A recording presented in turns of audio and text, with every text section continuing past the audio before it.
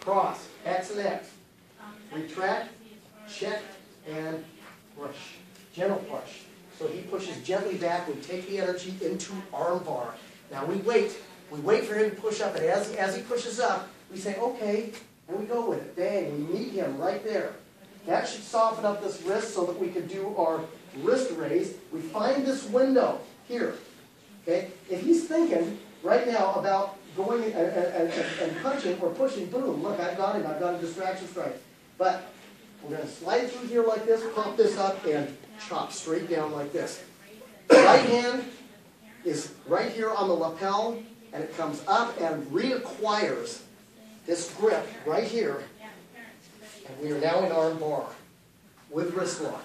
We're waiting for him, and sure enough, he starts to power up. This time we resist because we want him to really be committed to that upward motion. And then we go, pow, like that.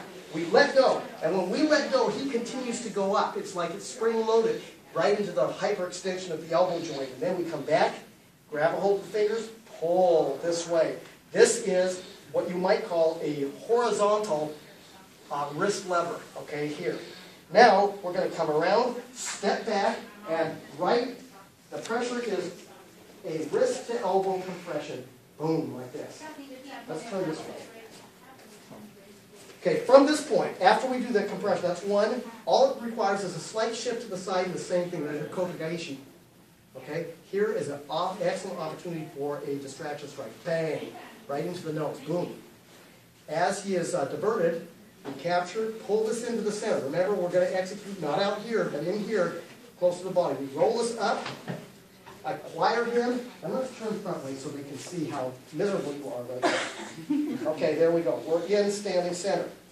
The next thing that we're going to do is we're going to let go with this hand, making sure that we've really got a good lock on him. And we pop the thumb back here, lift this arm till it's very, and we turn it in.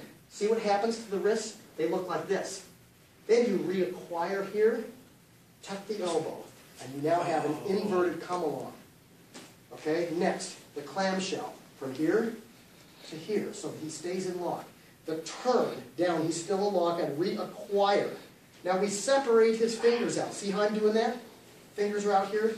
We come from below, and we get a hold of these fingers, and we lever down. And look, he's got this nice bent arm, just perfect for us to execute our Z-lock. But notice where I'm at. I'm here, close to the body. Okay? I'm not doing this. Okay? C-spot, run.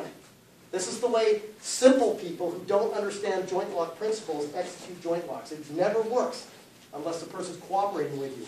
But here, close to the body, he's got no choice. So there's my Z-lock right here. And now we're going to lever the fingers forward and back and around. And we know his balance is broken because he's on his tiptoes. The next thing, from here, we're going to come up and we're going to pop this, and we have to be very careful with our partner here, because if I hang on to him and I pop this, what do you suppose is going to happen to his fingers? They're going to break. They're going to snap like popsicle sticks.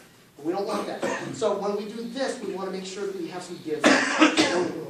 Okay? Now, what happens with this hand? It's immediately, after we do this, it's immediately going to go to here, and we take it into wrist lock again, and there's our strike. Drop from below, and we reach back here, figure four, as we said earlier, across the fingers. Okay? Now, last part. We're going to come this way. Let's suppose that this guy, he's impervious to pain. And let's move forward a little bit. And he decides to take a swing at me anyway. Boom! See? We take him into our bar with a shear. Okay? This is a shear when it comes like this. And now we do the wrist to elbow compression again between our palm and the inside of our forearm here. And we lead him this way until we decide not to anymore. Okay? And there's the end of it.